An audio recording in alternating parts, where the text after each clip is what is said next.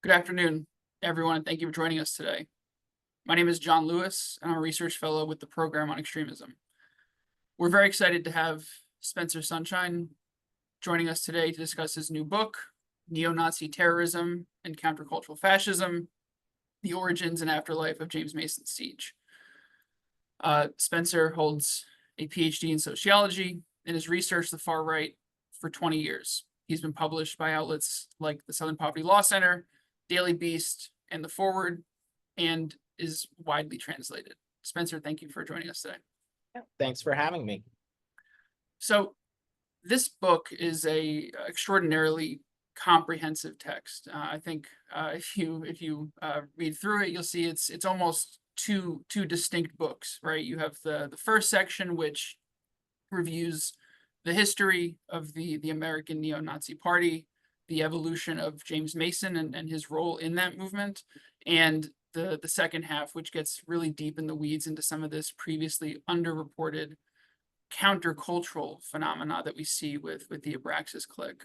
So I'd love to start with just the beginning, right? How did this book come to be, and what was the process for this extensive primary source archival work that you did here?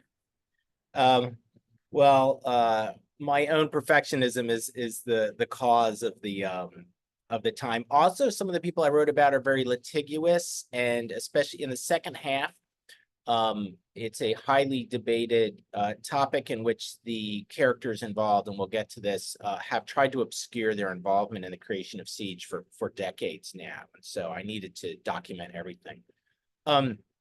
The origins of this book, I was in the past affiliated with this think tank, and after Charlottesville happened, I was in the car attack at Charlottesville. There was a lot of attention paid to me, and I had to buy the 4chan and other elements, and I got flooded with death threats, as researchers sometimes do. I kind of had to lay low, and there was a spike of interest in Siege suddenly.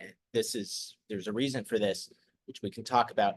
And a lot of people are writing about Siege and Atomwaffen, but they weren't really saying what was in it even. So I was like, well, let me write a quick article. I'll like read Siege, summarize its contents, and do a history of Mason. There wasn't a lot of secondary material about Mason. And as I started to go through it, it didn't add up. The dates didn't add up. The people didn't add up. It wasn't really clear. And so I used this very specialized archival research tool called Google. And I found out that the James N. Mason papers were held by the University of Kansas in Lawrence, Kansas. And I'd go there and try to sort. There were like 4 or 5 different, periodicals or whatever I needed. And they were there to sort this out. First thing I found out is Lawrence, Kansas is not easy to get to. You have to fly to an airport. I think I took an Uber for like an hour. And when I got there, I found out that Mason had sold 60 boxes of correspondence. He had been an insider in the neo-Nazi movement from 1966. So the correspondence was like from 1966 to 2003. He corresponded with everybody. He kept copies of all his letters and carbons of his outgoing letters. So it was a unique archive. I poked around archives in the States. They're very bad collections from like the pre-Trump era. And also tons and tons of these little, mostly National Socialist magazines, which are also not available anywhere, complete runs and everything. And so I did a bunch of research over a week and then spent a long time trying to put it all together. And because of these reasons I gave, it took me much longer than I thought. I also did interviews with a number of the characters. Mason agreed to be interviewed by mail, and then that sort of spread things out more. So it took me 5 years overall, and then a year wrangling with the press. So that was the process. It was never intended to be a book. It was 1 article and then 2 articles, and I sat down to write it. I was like, well, that's a book, isn't it? And now it's done. I think we can all agree the best kind of book is a finished book. Yeah, Absolutely. So you start off the book, I think, by giving a bit of information about Atomwaffen, obviously a lot of the modern day elements of this, but starting really at, I guess, the origins of Mason and this movement. Can you talk a bit about what you found with respect to some of the inner workings of the various manifestations of the American Nazi Party, and how Mason fits into those really early years? Sure. So I'd read, there's only two books on George Lincoln Rockwell, the founder of the American Nazi Party, and nothing about, almost nothing about American National Socialism in the 70s. And so I was familiar with the origins of the party. Mason joined the party in 1966. Rockwell was assassinated in 67. Right before he was assassinated, the party changed its name to the National Socialist White People's Party, the NSWPP.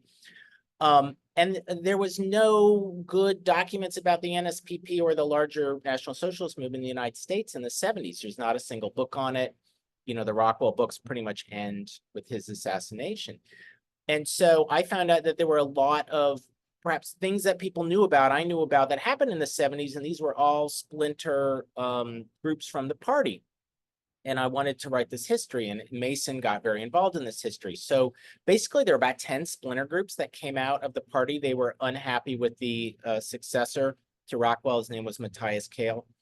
And so of these groups, a number of well-known things happened. The Skokie incident happened in Skokie, Illinois, if people are familiar with this. William Pierce came out of this, wrote the Turner Diaries, you know, inspired the Oklahoma City bombing. Larry Flint, the publisher of the, at the time, XXX porn magazine Hustler, now something you could just Google online for porn, right? He was paralyzed in an assassination attempt by another ex-NSWPP member. Fun fact, this happened in my hometown, about a mile from my house. And Mason came out of it. So as I was exploring this, looking at all the splinters, I realized that what had happened is that they had created an array of tactics they were trying, like grassroots organizing. Oh, David Duke was also a member of the party. He was the other main one. So there was like grassroots organizing and forming membership-based orgs that did propaganda and running for office and having big public demos and having street brawls. And then a whole terrorist wing developed, which was Pierce, Mason. He founded a group at the time called the National Socialist Movement, which funnily is the same one that exists now, but is doing the opposite of what he wanted. And a group called the National Socialist Liberation Front, who led by Joseph Tomasi, who are trying to ape the new left and engage in guerrilla warfare, which became very influential in opening a new direction for the National Socialist movement. So I wanted to document this pretty closely because documentation didn't exist. Where it did, again, with like the NSM, it was wrong. The accounts, partly, and some of this is that the accounts were based on statements from the party itself, and the leaders were lying for their own reasons to promote themselves. So I wanted to document very closely because I was showing like the ADL and the SPLC were wrong. So, you know, I didn't want to, like, you've got to show pretty well that this history didn't exist. And I thought it set up the template for today's neo-Nazi movement, this shattering of a single party, which clearly doesn't exist now, into these different kinds of factions, because people often lump, in most of the literature, people lump neo-Nazis in with white supremacists. Yeah. And I disagree with that reading. They act very differently. There's often great tensions, as people on this call might know, tensions between the Klan and Nazis going back to the pre-war era. And so I wanted to show what they were doing differently, and show that even the moderate and the extreme factions of them. People kind of talk about neo-Nazis in one thing, like they're doing one thing, and it's very clear if you look closely. Like, you can look at the difference between Patriot Front and Atomwaffen. They're doing very, very different things, right? If Patriot Front are neo-Nazis, they kind of are. And so I wanted to show that. And it was during this time that Mason developed his ideas coming out of the terrorist wing. He started developing them in the 70s, again, something not really well documented. And then I read every single issue of Siege, which I don't recommend doing. Mason actually just, I think a couple of weeks ago, put out a new book that is unabridged anthology of Siege. It is all the original issues put out as one book. He sent me a as a thanks for the book, he sent me a signed copy. I'd sent him a signed copy of my book, which he apparently likes. It's a little strange, but it's a dubious honor for sure. But I feel confident in saying that, given the research that you've done, including reading Siege, I think you've probably become more well versed in the ideological underpinning of Siege than probably most of the neo-Nazis who are so absorbed by it today. But when you talk about the kind of original years, those formative years of Mason, obviously you have these really fascinating anecdotes his alleged kind of flirtation with being a school shooter, how he ends up, through a phone call, right, coming into contact, I believe, with Pierce, his obsession with Rockwell, how he becomes infatuated, I think, with a lot of the more accelerationist elements of what Tomasi and his movement offer. It'd be great to get a sense from you of how Mason is kind of shaped by each of these really influential, charismatic figures, and kind of how that brings him into this kind of originator of this siege concept. Well, Mason always looked for, I don't want to say father figures, but idols to look up to. And so Hitler, of course, was very into Rockwell, although what he did with his politics are very different than what Rockwell did. If we look back at Rockwell now, he looks like about half like a traditional white nationalist, which he was kind of moving towards at the end of his life. He changed the party name. He started using Confederate flags as he ran for governor of Virginia. But he fixates on him. And in a way, it's like a Marxist-Leninist, a Trotskyist sort of form where they're all commenting basically on the past one. And a lot of white supremacists don't do that. So it's a structured ideological form. And this is something people may have noticed. Siege is also very unusual, where it's a singular text that a small political movement is based on that's uncommon amongst white supremacists. It's uncommon for books to be really that important, much less such a focus on what is a theoretical and strategic text. And then so after Rockwell was Pierce, he calls Pierce his mentor. In fact, Pierce's Turner Diaries was originally serialized between 75 and 78 before it was published as a book. And that was the same time Mason, who was in contact with Pierce. Pierce actually offered him a job editing his newspaper, which Mason turned down. Mason was formulating his ideas about violence while he was reading the serialization of the Turner Diaries, which I know for a fact because Mason was recommending people read that paper. In fact, it was originally the only paper he recommended people read, the only National Socialist paper. And then in a sense, then he met Charles Manson, and he really became a devotee of Manson as he splits with the National Socialist Liberation Front, which he had become a member of. The last leader accused him of trying to make the organization into the political wing of the Manson family. Thought this was a very adroit assessment of what Mason wanted to do. So he splits off on his own in 82. And then now, in a sense, Mason gets to be this figure he always admired. You see these pictures of people coming to his apartment. And if you've never heard Mason speak, he speaks with this deep authoritative voice. And he gets to be the elder neo-Nazi for these people. So he finally gets to take the place of these men who he's always admired. So talking about, I guess, on that point with the modern iteration of siege and siege culture, I think you touch on it a bit in the book, and I know it's difficult to separate the art from the artist, right? But how much of the kind of ongoing relevance and significance that Mason has, how much of that do you attribute to siege as a book, as a text itself, as instructional material, and how much of it do you attribute to Mason himself as that kind of ideologue, as that if not charismatic leader, then certainly the last surviving, right? Like the last of the Nazi Mohicans, right?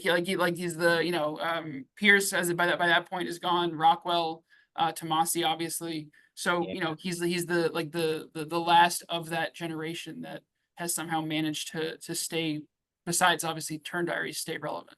Right. Yeah. So Mason was a kid when he joined the American Nazi Party. He was 14. So I think he's in his early 70s now. He's able to be younger than many of these people have passed away. Some of them were in their 90s. And it gives him a great pedigree, right? So the question is, what's the difference between Mason and siege? Well, yeah, so I guess when we look at the modern kind of significance, how much of that do you attribute to the text itself, the writing, the ideas that come out of it, and how much of it do you attribute to the kind of cult of personality around, if not Manson explicitly now through Mason, then Mason himself? Well, the Manson stuff, I feel, and there's some disagreement about this, is not so important these days. It was very important when Siege came out because there was a fad for Charles Manson, and it came out right as that fad topped if people don't know, there's a Guns N' Roses album, The Spaghetti Incident, that covers a Charles Manson song. Now I don't think he's that important. He did affect Mason's conception of his politics pretty heavily. When he says total attack or total dropout, this is really modeled on Charles Manson's family, and some other ideas. But that part's not so important. I think it's 80-20 Siege Mason. I think Siege, younger people coming out of Iron March, the website discussion board, Adam Waffen and other groups came out of, were looking for a text that moved beyond the Turner Diaries. There's a subtlety that I think a lot of people miss, and maybe I missed till I was done with the book, that Tomasi and Pierce wanted something like guerrilla warfare to overthrow the state, but this is a very structured political movement. Mason doesn't think a structured political movement is the way to go. He wants some sort of cataclysmic, apocalyptic event to happen to make the system collapse, after which National Socialists will have an opportunity. This is very different than like forming FOCO groups in the country and moving to the cities and trying to create bombings in it, right? It's a lot less structured. Right. And that fits a lot of this stuff today, especially his advocacy of single actor attacks. Which he's one of the very first to do. It's before Louis Beam, before Tom Metzger. He starts doing this in really kind of in the late 70s, definitely around 80, 81. And so I think that book, it would largely have the influence it has now because it maps out over a lot of stuff going on now in a post-organizational in the violent wing of the National Socialist movement or white supremacist movement more generally. It maps out over what's doing it, gives it more coherence, it gives it an explanation. Mason, it's helpful that Mason's alive, that he can act this way, that he too is turned into a figure. There's all kinds of illustrations of him, just like there are of the Saints or Manson or Rockwell or whatever. And so the fact that people can come visit, it helps. I mean, I think it definitely helps, but I don't think it's required. And in fact, lately there's been a lot of splits amongst the remaining Adam Waffen groups and members over Mason himself. He's a pedophile, or you know, he is an anti-Satanist these days. He's against the Order of Nine Angles. And so now he's actually becoming something of a divisive figure. But it's been almost 10 years since his rediscovery, so maybe that's, you know, to be expected. But it's definitely helped. In fact, he talked about the relevance of Manson. Almost none of the other neo-Nazis originally liked the Charles Manson thing. And one of his specific things was like, he's important because he's alive. And Mason, in a way, as I said, takes the place of these other ones. Mason's alive, and that helps spur things rather than just being this figure in the past. Like you can ask questions, and he's got opinions on current events. Like he's pro-Hamas, he's all for 10-7, for example. Like make commentary on things as they're going on. Right, and he's keen to stay involved, right? Like, I think if I'm not mistaken, I think Louis Beam is still purportedly alive somewhere, just, you know, sitting down in Texas with his 4th or 5th wife, just doing whatever he's doing. But Mason clearly still has the desire, the need, the desire to stay relevant, right? To finally, I think, get that recognition that he thought he should have been getting when he was first putting out those editions. One question I'm really interested in from I guess terrorism research perspective. You know, you mentioned a lot of things in that last response. You know, obviously siege culture, but saints culture, right? The deification, the role of manifestos, live streams, instructional material, right? So to what extent do you think that the current Adam Waffen kind of neo-fascist milieu view siege as, you know, a direct instructional material to read, or is it more of an inspirational symbol, right? Because again, I know, you know, we talked about this previously, like, don't think many of the Adam Waffen members have read every you know, front to back of the Moynihan version of Siege, let alone kind of laborious, and that's the Moynihan version is the shortest one. Incredibly somehow. All right. But so, you know, do you see the, you know, the actual text of Siege as, you know, glorifying an instructional material that is that what's keeping it in this movement, in this kind of milieu, or is it the symbol, right? The idea of siege as this kind of placeholder for what, you know, the Bible for them. Right. It's both. I mean, it certainly is a symbol. People like these big books being symbols. I mean, how many Marxists really read Das Kapital? Like, how many Christians have really read the Bible? But it's these things are referred to, or Mein Kampf. I mean, I just read Mein Kampf for the first time, even though I've been a researcher for 20 years. It's really boring. Yeah. I just don't see these, like, people, white power gang members reading it or getting much out of it. Like, what do they think about the South Tyrol question? I mean, yeah, it's not a very exciting text. I mean, that one could also get a little, I was going to say that needs an abridged version, but who was going to tell Hitler he needed to cut it down? So yeah, it's absolutely a symbol. I mean, you can just use the hashtag read siege, and in a sense, it's just a shortcut for militant action. Also, people read it though. I mean, it can be both. And people want to know more about these politics, and they go back to it and they understand what he's saying. Some of them do take. He does say you can commit these. He does talk about what are now saints. He deifies these certain murderers. In the back of my book, I actually go through every murderer and bomber that's listed in Siege in case you're interested. It was sort of interesting for me. I didn't realize there were all these people that came out of the American Nazi Party and NSWPP who then committed murders in the late 70s. It was part of what inspired him. He was like, oh, wow, there's a lot of neo-Nazis murdering people. And then because he deifies them just like the saints, and he talks about the reason why you should commit these, he advocates a very dramatic, stylized public murders, and that maps over, for example, stuff that Tarrant did in Christchurch, and Breivik did. And although there's not evidence that they had read Siege, right now people are, like, there were, I think I counted a dozen murders by people who reference Siege, Siege culture or Terrorgram, right? Yeah. Which is based on Siege culture. So now we're moving from these things are happening, people who like these things are reading Siege, and now Siege seems to be inspiring these things.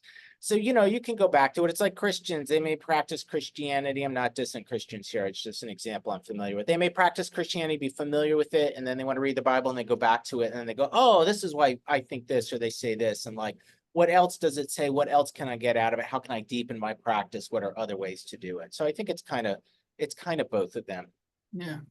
No, I think that's completely correct. And I think one thing that's really interesting when we talk about the role of those inspirational figures, the role of Mason, the role of Siege, is obviously a lot of it is that kind of, I mean, again, I know some of it came from Tomasi initially, but that idea of just, graphic violence for the sake of violence, right? Not really particularly caring who exactly is committing it, not really caring who the exact target is. And I think that's something that has really, lived, even further beyond, Siege itself, Right.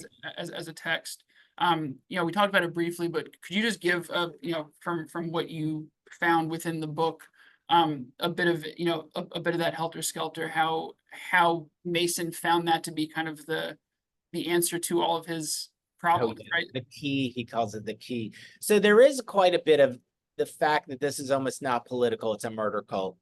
Yeah. And this is very much a Charles Manson thing, because he's so fixated on these people committing mass casualty incidents or assassinations or serial killers or whatever, that it's clearly partly there. He doesn't say it for its own sake, right? He's just grooving on the nihilism of it, which attracts these people we'll talk about later who aren't real traditionally political at the time. And I think that maps over a lot of stuff now. Like we see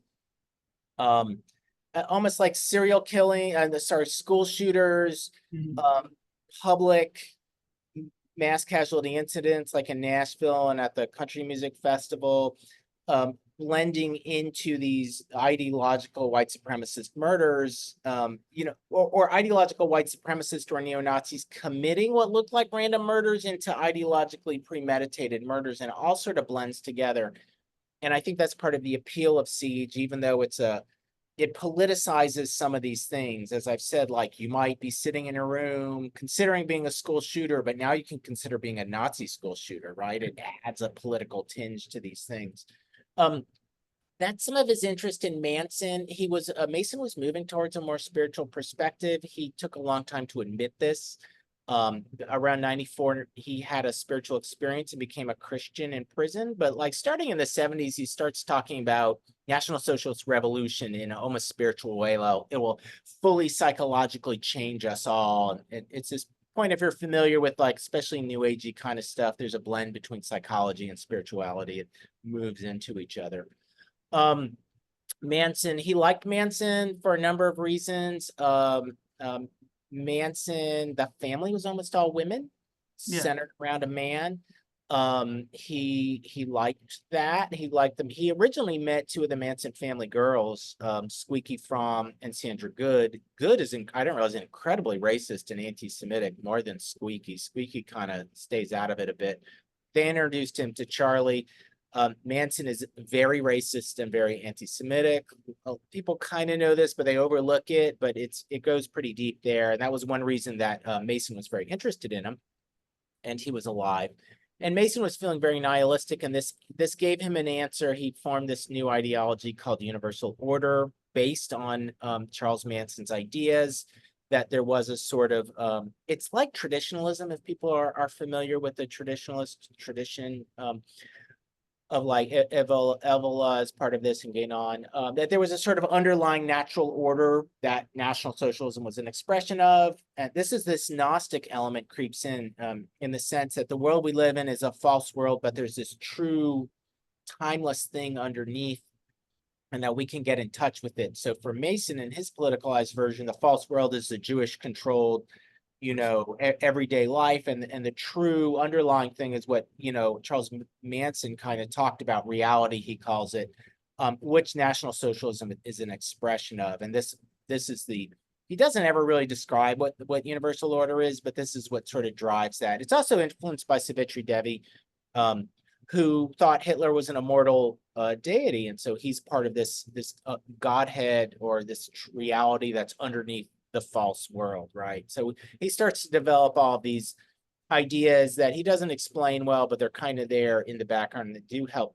shape what he's doing, right? This is also, you don't need necessarily to form a political party or a guerrilla warfare to get to the universal order, the natural order underneath things. It is always there, right? It is not a political movement limited in time and space.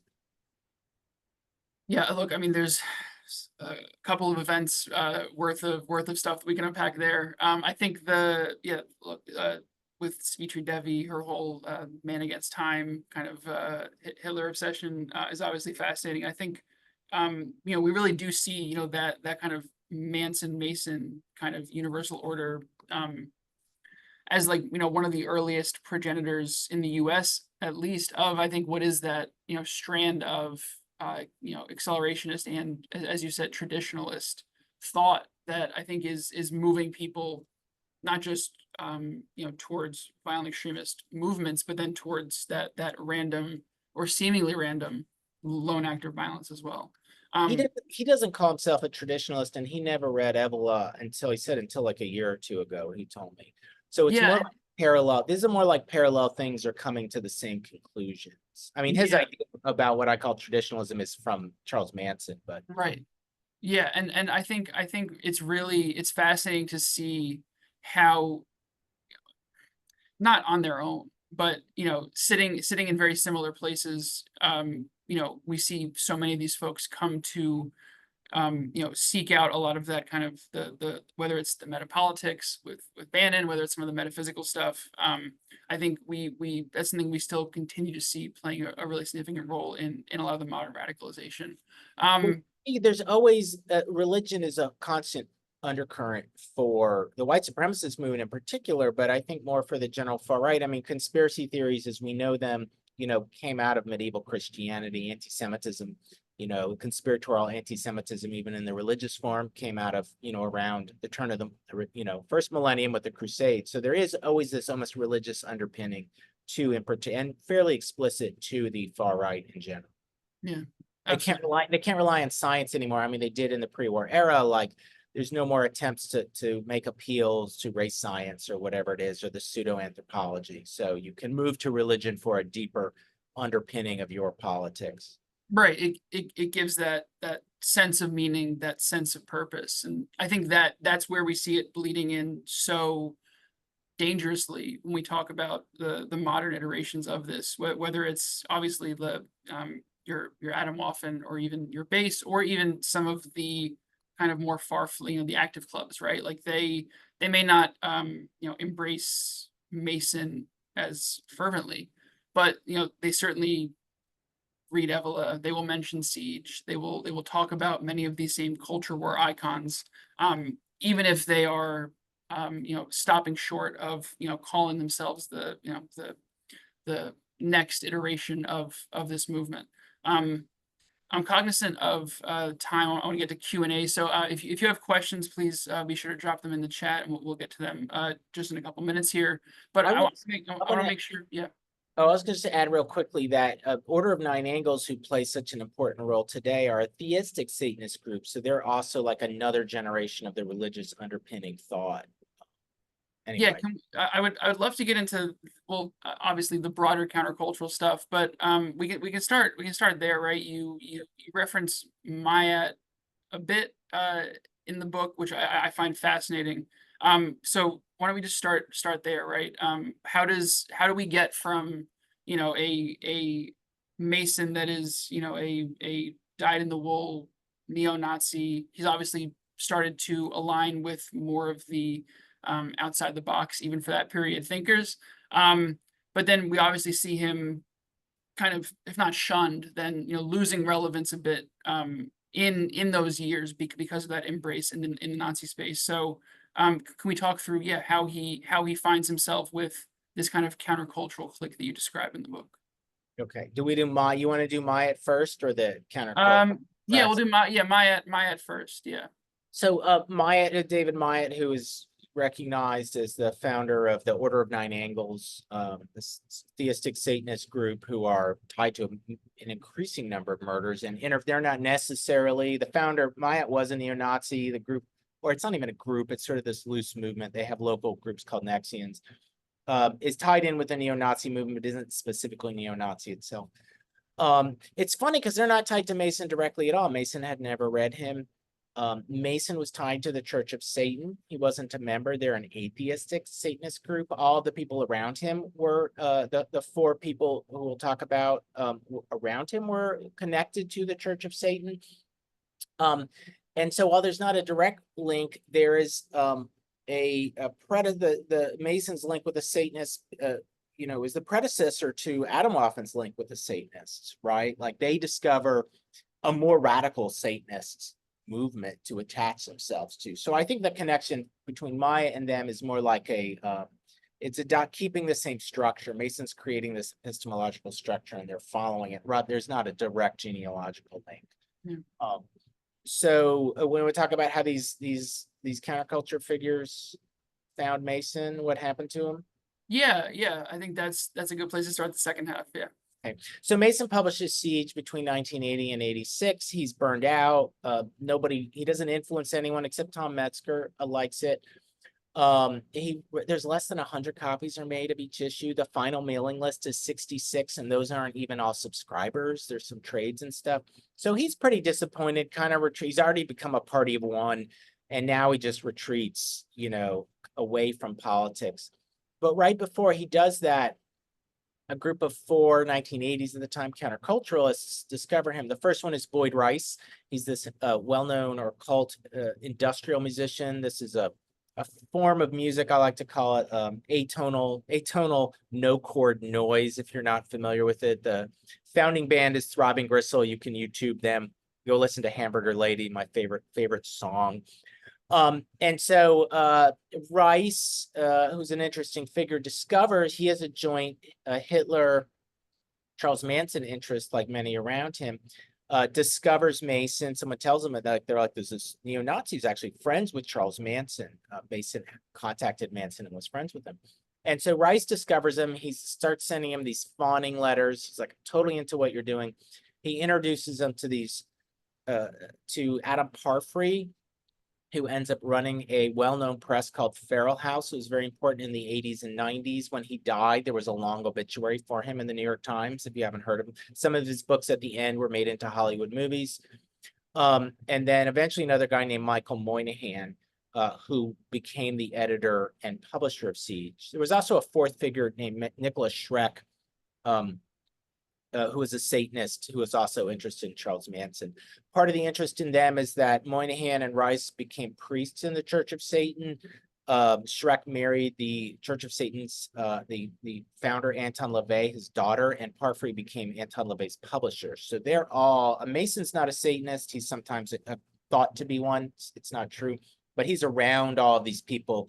And the church gets involved. The Church of Satan gets involved in this stuff. If you want to know more, I'll be giving a talk on August 13th at an occult bookstore in Portland, Oregon, called Dark Star Magic, that will also be online. If you're interested in that angle, I'll go into it in depth. But these guys are really hooked into the center of this countercultural scene that kind of branches off of punk rock in the 80s. They start introducing Mason, publishing him in their magazines, putting him in books, putting him in documentaries. And then eventually this culminates with Moynihan publishing this book, and he publishes Siege. He puts it out himself right at the height of, I mentioned before, this interest in Charles Manson, right as the fad peaks. And so what this does, and there's decades and decades of speculation about Boyd Rice's connections in particular to neo-Nazism, and to a lesser extent Parfrey. Moynihan was it's pretty obvious what his deal was. And so it was one reason the book, as I said, took so long, is they're litigious. Parfrey passed away while I was writing the book, and they have such fanatical defenders, and they've engaged in such use such tactics of denial, which are the same ones you see in the alt-right today. I'm just joking. It's just irony. They sort of are and they are not. Someone called it winky wink fascism, where they're saying they're neo-Nazis and then they're saying it's just a joke. And then they are telling neo-Nazis they are neo-Nazis. And sometimes it's unclear whether they are or not. And at the end of the day, I think it was unclear to them themselves whether they were or not. They went through this period and then left it. And it's sort of, it's hard to tell. I did see all of them express that they agreed with Mason, or agreed, have swastikas or whatever in their letters to Mason, but it's still a little difficult to know what they were thinking inside. But so they played this really key role. Otherwise, Siege would have been forgotten. When the newsletters, when the book was published, they also provided a dual avenue for its distribution.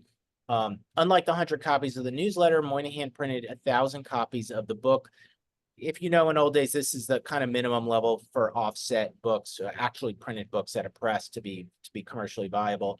And so on one hand, Mason had gained a little more popularity amongst neo-Nazis. Tom Metzger in particular was very interested in him, sold many books. I found he was on a national TV show, The McLaughlin Report, and he holds up a copy of Siege and promotes it. It's really pretty wild. But then also, because Moynihan and the others are hooked into these music and fanzine and other counterculture networks, they get a bunch of reviews in these things, and they promote it in these things, and they start selling it and promoting it amongst death metal and black metal musicians. For example, Moynihan sends a copy to Varg Vikernes, who was at the time a Nazi Satanist, who's a sort of founding figure of Nazi Satan, of National Socialist black metal, which is what it seems to be if you're not familiar with it. And so it gives it a dual audience he never would have had before, right? And a different kind of people. And it gives it as a very, I mean, it's already kind of countercultural, but it gives a direct countercultural pull, right? Which again is a direct predecessor of the alt-right. And some of these figures are directly tied into the alt-right, like Jim Goad. Like, they ended up pulling in a bunch of people around them. They ended up starting to work with Tom Metzger and George Hawthorne of the band Rahowa, Keith Steinle, who was a Holocaust denier, who was part of the Institute for Historical Review, along with far-right but non-white supremacist characters, Jim Goad being in particular one of them. He ends up working for Tacky's magazine and helps, Gavin McGinnis of the Proud Boys. He's Gavin McGinnis's idol. Goad eventually becomes a white supremacist. So they develop this whole circle around them. Interesting, Marilyn Manson becomes kind of part of it. You see Manson using all this Nazi, uniforms and stuff. And I believe that actually comes from Boyd Rice, and Boyd Rice starts using that at the time he hooks into James Mason. And some other people other musicians get inspired by him. And these things are direct predecessors of the alt-right as we know it. And there's nods back, like when Brandon Russell, the founder of Atomwaffen, got out of prison. There's a picture of him in a Boyd Rice and a non t-shirt. So people today are very familiar with what these guys did. Adam Parfrey, for example, is thanked in Siege, in the first edition. They removed the thanks in the second and beyond editions. I think that, is again from my reading of it, I think from a lot of other people's, I think this, this area is one of the, the most, under researched, poorly understood elements of this connection, right? I think it really does kind of close the circle here, and with good timing as well, so we can get to the Q&A. But of how widespread the kind of modern embrace of, again, if not Siege itself, then the tactics and strategies, the kind of accelerationist core of it is. And again, you mentioned Russell. You start your book with Devin Arthurs. We just had the conviction of Samuel Woodward out in California for the murder of Blaise Bernstein, a gay Jewish student. Yeah, there's the picture of Woodward with Mason. I mean, the connection, Right. absolutely. Yeah, right. And look, I mean, and that is, yeah, as you said, a case in which, an individual who joins Atomwaffen, who is writing, I believe it's like initiation materials or, tests to get into join Atomwaffen, and it's effectively a quiz on Siege, right? This, it's no exaggeration to say that, this text, what it stands for, what it represents, continues to be one of the core mobilizing concepts for, again, not just Atomwaffen as a movement, but across the right wing, right, from the alt-right to the neo-Nazis. So I guess just to kind of close this part of it, and we'll move into the Q&A. Can you just speak to, where Siege stands today, as as we sit here, as Atomwaffen is largely disappeared, but we have a resurgent far right. We have an emboldened, mainstreamed embrace of anti-Semitism, of a lot of the white supremacist elements that were popular when Mason was writing this. Well, like I said, I hoped because I started the book in 2018, there was a lot of interest in it then, that I was like, oh, maybe this is going to be yesterday's news by the time I publish it. Maybe just mostly interested for the music angle, because that was such a discussion for so many years. But when it came out a couple months ago, and it feels very timely, unfortunately. Siege is spread around the world. The influence of accelerationism has gone so far, it's spread into the Middle East, throughout South America. These Atomwaffen groups keep splintering, but as things have morphed into Telegram, there's an even ultra decentralized, promotion of Siege culture. Siege is now in many languages. Mason says he doesn't know how many languages it's translated in. There's an abridged version if you're too lazy to read the whole thing. It's probably better to read the abridged version. I haven't seen it, but I'm just guessing. There's like a pocket version. There's like the 10 tenets of Siege. So people are boiling it down. So it's, as I said, we're seeing more and more murders that reference Siege or Telegram. The Jacksonville murder, like a year or two ago, mentioned Siege in the manifesto. So it's definitely here. It's around. And while these accelerationist groups, or like Atomwaffen, see themselves often as separate from the rest of the far right. Mason denounced the traditional far right as right-wingism or conservatism and said, we're something totally different. This was part of universal order. He was like, this is National Socialism Plus, I think I call it, or he calls it. It's still part of it, right? I mean, you can't say that racist, misogynistic, like desire to have an authoritarian super state is somehow different than the rest of the far right, moderate or not. And the far right's clearly not going away. Whether Trump wins or not, his base is still there. Whether National Renaissance took how many seats it got in the French election, it's doing great. The AfD in Germany is doing great. They're increasing. The far right has established itself in the Western countries as a force that's not going away. And so that will always set the mood that can only set the mood for these terrorist elements, I think. Yeah, I think that's absolutely on the nose there. I think it's something that, continually comes up in a lot of these conversations is when you have this mainstream disillusionment, you have this kind of broad set of societal conditions, of flashpoints, of issues within this milieu that continues to mobilize them. When you have this widespread belief that liberal democracy, Western democracy is broken, that just broadens out the aperture of folks who are willing to go down that rabbit hole. And I think, as you laid out, incredibly well in the book, yeah, it it doesn't take much to kind of become an avowed fan of Siege, unfortunately. Great placement theory really drives this, right? Where we can see very moderate versions, oh, the Democrats are doing this, and extreme versions are like, well, if this is really happening, then I got to really, it's this apocalyptic thing. Like we have to take action now, right? Right. It's the very black and white echo chambers, right? If you are someone that thinks that the election was stolen, you probably also think that there is an invasion at the southern border today. And both of those things, if it's the right person on the right day with the right set of mobilizing factors, can decide to get off the couch and drive to an FBI field office. And again, I think to bring it all back, that's a large part of that is the goal of Siege, right? It's Mason's kind of dream there, right? This kind of massive disaffected population that's willing to go commit violence in the name of this cause. Right. Yeah, I mean, if the election's stolen, why run in elections? Right. He became popular. Siege jumped in popularity after Charlottesville because he always argued you shouldn't have these legal rallies. And Charlottesville didn't actually happen. The rally didn't happen. The street fighting was beforehand, and the car attack was much after. When the rally was supposed to start, the police dispersed it, so they couldn't even have the rally. He's like, "See, I told you." So not just is the rally going to be ineffective, you can't even have one, right? So as these things happen, his reading of things maps over it very well. Right. Yeah. Unfortunately.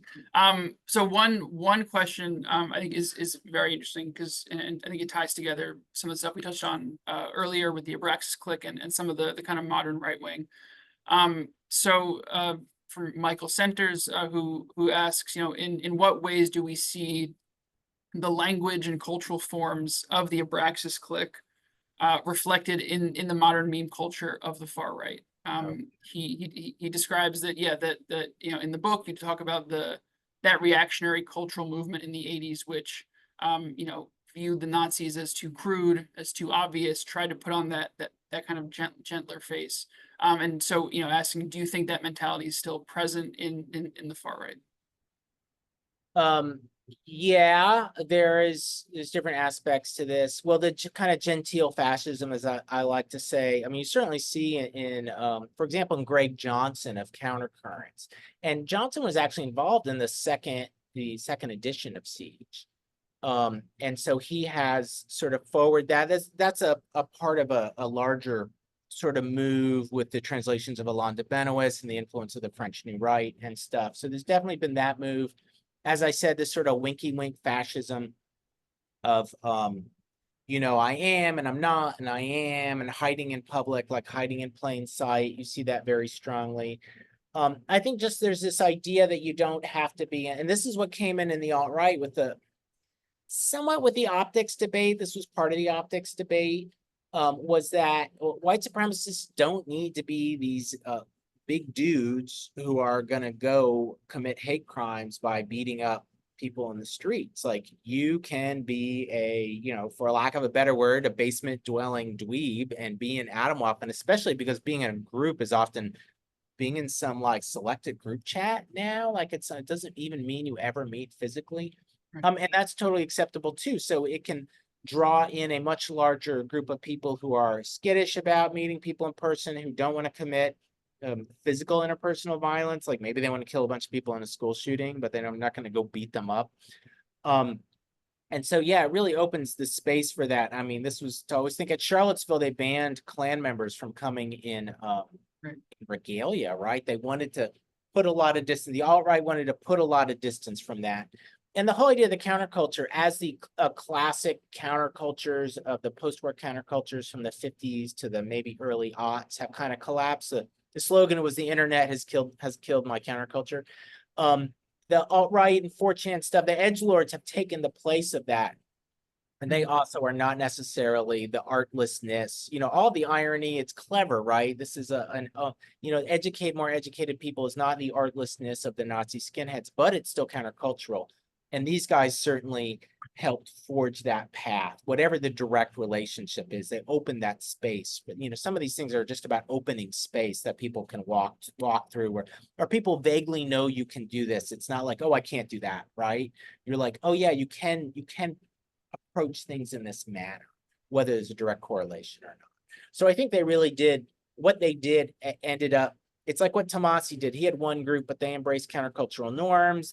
They didn't, the old NSWPP, American Nazi Party, were very socially conservative, like in the 50s way. Their haircuts had to be a certain way. James Mason hated that. The NSLF said you could do drugs. They wore fatigues. Women could be full members of their combat units or whatever. They could listen to rock music. And this was a new thing for American National Socialists, but then it became a common thing, right? So they opened the space to do that. The Nazi skinhead thing and these Abraxas people kind of walked through that door. Yeah. Well, and then Tomasi is famously shot in a confrontation with another neo-Nazi, as is all too common in Then he that becomes group. a martyr. Yeah. I always think he becomes like a Horst Wessel character who was the original NSDAP sort of martyr, who was like a pimp who was killed in some like apolitical argument, and they turned him into a martyr. You're like, Tomasi like kind of brought it upon himself. He was harassing this other guy, and the other guy was intimidated and shot him. Yeah, bizarre. Look, I mean, the kind of inter Nazi schisms that you trace. I mean, it's fascinating, right? And I mean, unsurprising given the fact that each of these guys thought that they were the sole leader who could bring the white race back to glory. They got called chieftains. Again, no surprise that making a bunch of chieftains did not end well for them. Another, as promised, very wonky in the weeds question here for you. The role of figures like James Perazzo and Joshua Caleb Sutter and John Paul Cupp. I think those three especially, and for my personal edification, Perazzo and Sutter specifically, how they fit into the Abraxas clique. So, what your personal edification is? Which one, Perazzo? Oh, well, I mean, so Perazzo, Sutter, Cupp. Right. So these are unusual figures. Perazzo was a big fan of Mason. Perazzo was the second leader of the American Front is the first national Nazi skinhead group. They made an alliance with Tom Metzger. Perazzo he became the second leader after Bob Hike. And Perazzo, there were letters between him and Mason. Perazzo was really into Mason. He really liked Siege. And then later he became involved in these weird esoteric, I call them post-third positionist circles during this big downtime for the far right in the United States that ends with the alt-right in 2015. So really from the early aughts to 2015, it's a big downtime. And Perazzo formed a group called New Resistance, who are influential in Brazil today. Actually, it's sort of strange, the remaining part of it. And him and these others get involved in this North Korea support group. They're trying to become sort of the semi-official representatives of North Korea. A very strange thing. And so they become well known because of this. They're really odd figures. The others, and then Sutter, who was known at this time to have testified against someone, have been an FBI agent, later becomes the main Order of Nine Angles guy, affiliated or a member of the Atomwaffen division. He publishes his famous novel called Iron Gates. That really is one of these super extreme sort of books that a lot of this new generation of accelerationists read, the ones who are miring themselves in like child porn and beheading videos to sort of harden themselves psychologically, which is in a strange way, an advantage to us because it's easier to get them arrested just for child porn Right. rather than being in terrorist circles. Right. And this is where those guys play a role in the the Perazzo Sutter Cup, play a Yeah. role in the early development of that kind of the Temple of Blood stuff a little bit, I think, right? Yeah, yeah. So Sutter forms the Temple of Blood, which is a nexion of the local group of the Order of Nine Angles, right? So there's this esoteric spiritual element that ends up, Perazzo is not part of this stuff, but ends up inserting itself and combining with the accelerationists because they're looking for something different. They're looking for a different kind of national socialism, if you call it that, national socialist inflected fascism. They're looking for a new direction to go in because at the time previously things had run aground. The old white supremacists, the old third positionist stuff at Tom Metzger had burned itself out, right? Yeah. So they definitely catch the mood and they feed into this, into what is combined, with Atomwaffen and the post-Atomwaffen activists. Right. I think one, which should be a final or second to final question here. The influence of Francis Parker Yockey, Yaki. the Yockey that you may have seen, yeah. On Tomasi and on Mason. I know there's a little bit of like some of the early proto-accelerationist stuff that I think flowed from Yockey into Tomasi a bit. I'm not sure if that was anything that you came across in the Mason papers. Didn't explore it. There's scattered references to Yaki.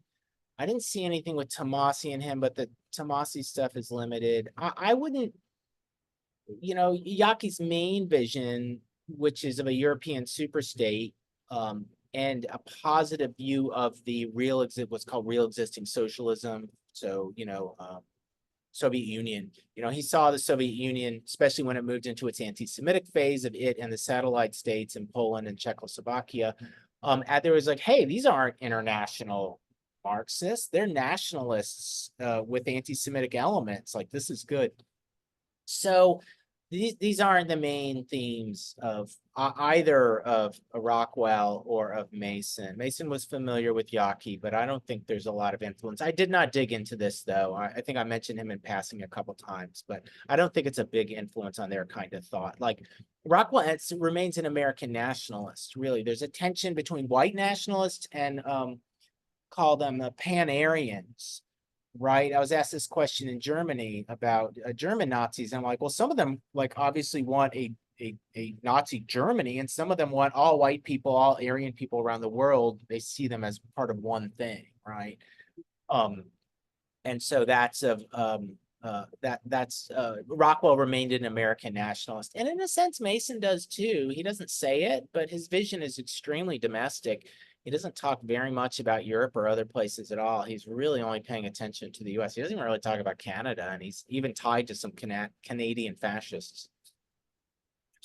I guess to close here, the final question we'll ask, where does Siege go from here, right? Where does this movement go, right? You have Mason, who is, still hanging on to both, I guess, life and relevance. You have this text that has seized upon what feels like this perfect confluence of factors to become right up there with Turner Diaries as this text.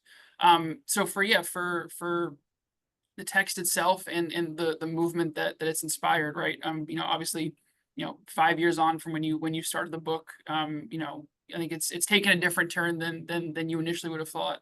Yeah. So for our next event, for your next book, 5 years from now, where do you see this movement going? Well, there will always be, as I've said, we have this big far right that's looking pretty permanent, or 50 years or whatever. There will always be a militant wing. It doesn't have to look like it does now. So hopefully these singer actor massacres will burn themselves out, but they have not yet. I think the real worry, and all the experts on this know now, is that, when Mason announced the breakup of Atomwaffen, the one thing Atomwaffen didn't do that he told people to do that they formed a membership-based group with chapters. And he said, absolutely said, don't do that. That was one of his main things he said not to do. And so they did it. So in a sense, when he announced the dissolution of the group, he got what he wanted, or fulfilled his vision. And now a lot of this stuff has migrated to these Telegram channels that are anonymous and can pop up and down. The British have prescribed Telegram. I have no idea how that's supposed to work. Yeah. But and this becomes even more worrisome. You can be, people in Adam often got doxxed, right? How are you going to dox just people who are following a channel, who aren't participating, who are just reading this stuff and decide to go out, and do it? It's going to get harder and harder to monitor and intervene in these networks. So unfortunately, that's the direct, and people know this, that's the what's going on, the cutting edge of what's going on now. And I think we're going to be stuck with these single actor massacres, but at some point they will stop. If you look at movements that use terrorism or murder or assassinations, at some point they do stop, right? Like I mean, there may be individual ones, but that burns itself out. The mood burns itself out. So hopefully soon, but I don't think anytime real soon. And in the last question, in talking to Mason, right, in exchanging this, this correspondence with him over the course of this project, does he continue to be involved? Do you see him continuing over this period as we see the kind of real world manifestation of many of his concepts coming to life? Do you see him trying to bring through, as he did with Adamov and the next generation? Like, are we going to see more pilgrimages by 17-year-old skull masks to Colorado? What is the future hold for Mason? Is he going to keep writing? What does that look like? Yeah. So I only corresponded with him at the end. He answered two sets of 25 questions, although we've exchanged some letters after. He sent me a letter thanking me for the book, saying he liked it. So, and sending me his new book. So I just want to say I haven't been in contact with him throughout the whole project. Well, some of the people have fallen out with him, as we mentioned, in these post-Adamov splits over Satanism and over pedophilia. And I think he was like having sex with somebody's wife. I mean, they were just like personal, as you would do, you would fall out with people personally. I don't know, but he really relishes being this figure. He still makes these videos that were, at least in the past, this stuff pops up and down online on Odyssey. He'd make these videos. I think he really relishes having this position. As I said, he gets to be the senior, the idol that he always looked up to.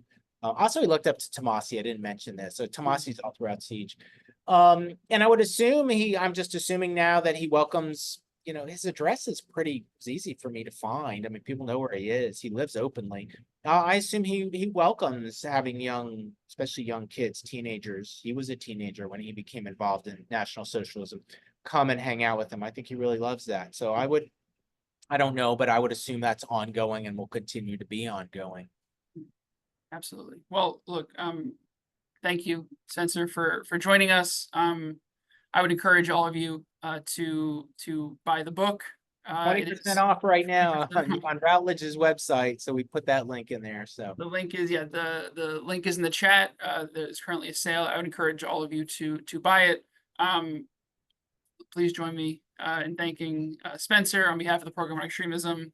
Thank you all for joining us today, and we look forward to seeing you at another Program on Extremism event very soon. Thank you. bye-bye. Bye, guys.